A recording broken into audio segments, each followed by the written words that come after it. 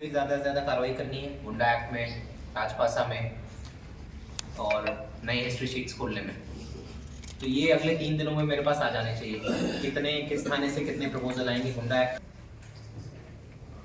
Movie in charge जिले में कितने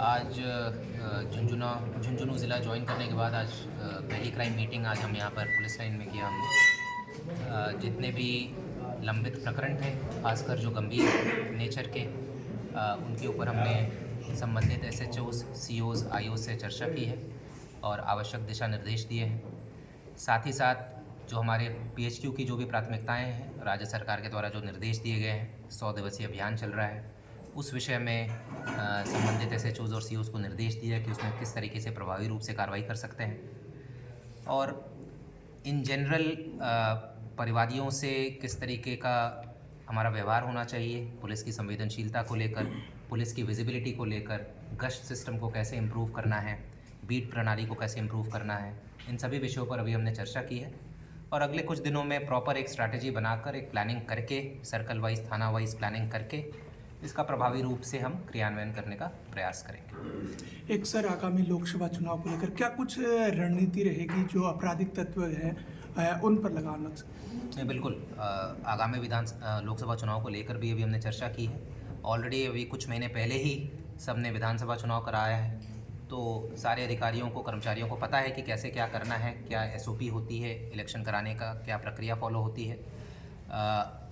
अब चूंकि अब कुछ दिनों में आचार संहिता लगने वाली है, तो एक बार फिर से अभी हमारे पूरे सिस्टम को एक्टिवेट करना होगा। इस विषय में अभी वल्नरेबिलिटी मैपिंग कैसे करनी है, जो क्रिटिकल पोलिंग स्टेशंस का चिन्हीकरण है वो कैसे करना है, उस विषय पर भी अभी हमने चर्चा की है और आगे भी जैसे जैसे इलेक्शन कमीशन के जो भी गाइडलाइंस आएंगे, निर्देश आएंगे, उसकी हम पालना सुनिश्चित कराएंगे। सर, साइबर क्राइम के बहुत मामले आ रहे हैं, इसके संदर्भ में कुछ? साइबर क्राइम के अभी तक कुछ मामले, जब से मैंने ज्वाइन किया, कुछ मामले आए हैं और पहले के भी कुछ केसेस पेंडिंग हैं। इसके लिए अभी अगले कुछ दिनों में मैं ऑलरेडी हमारा एक साइबर सेल है और साइबर थाना भी है, बट साइबर क्राइम को और प्रभावी तरीके से, फोकस तरीके से हम डील कर सकें और ख़ासकर जो एक जो अमाउंट जिसका फ्रॉड होता है, उस अमाउंट को फ्रीज़ कराने की जो प्रक्रिया होती है, जनरली उसमें डिले की वजह से परिवादी का नुकसान हो जाता है। तो उसमें डिले ना हो, उसको लेकर जल्द ही एक ज़िले लेवल पर एक साइबर क्राइम रिस्पॉन्स सेल का गठन किया जाएगा। उसके लिए अलग से आप लोगों को बताया जाएगा जब उसका गठन करेंगे।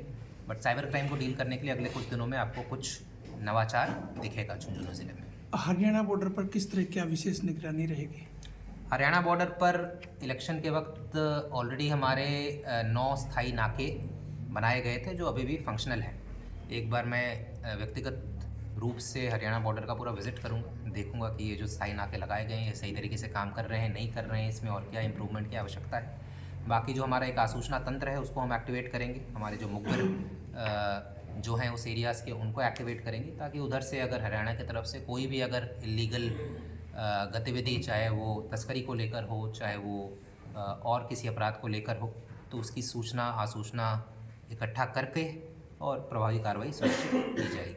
एक सर, झुंझुनू जिले से बड़े पैमाने पर हरियाणा में हरी लकड़ियों की तस्करी होती है, उस पर लगाम किस तरह क्या होगी? जैसा मैंने बताया कि जो बॉर्डर संबंधित जो भी समस्याएं हैं, चाहे वो आप जो बता रहे हैं लकड़ी की तस्करी को लेकर हो, शराब की तस्करी को लेकर हो या नॉर्मल अपराध हो, उससे संबंधित जो भी हमारा आसूचना तंत्र है उसको हम मजबूत करेंगे, एक्टिवेट करेंगे। जो हमारे बॉर्डर के नाके हैं, जो अभी 9 स्थायी नाके हैं, उनका मैं एक बार असेसमेंट करूंगा, वो किस तरीके से काम कर रहे हैं और उसमें और क्या इम्प्रूवमेंट किया जा सकता है। और अगले कुछ दिनों में हम ज़्यादा से ज़्यादा कार्रवाई करने का भी प्रयास करेंगे और अगर कोई कुछ घटना हो जाती है तो फिर जो भी संबंधित आरोपी है उनको हरियाणा पुलिस के साथ कोऑर्डिनेशन करके, समन्वय करके उनको गिरफ्तार करने का भी प्रयास करेंगे। क्या लोकसभा चुनाव से पूर्व नाके बढ़ेंगे और CCTV कैमरे लगाए जाएंगे? ये अब CCTV कैमरे ऑलरेडी उसमें लगे हुए हैं। वही मैंने कहा कि एक बार मैं व्यक्तिगत रूप से विजिट करूँगा और देखूंगा कि भाई जो CCTV कैमरेज लगाए गए हैं वो काम कर रहे हैं, नहीं कर रहे हैं, किस वजह से नहीं कर रहे हैं। तो फिलहाल तो अभी जो 9 स्थायी नाके लगाए गए थे अभी वही कंटिन्यू करेंगे, बाकी अगर बढ़ाने की आवश्यकता पड़ेगी तो बढ़ाएंगे भी।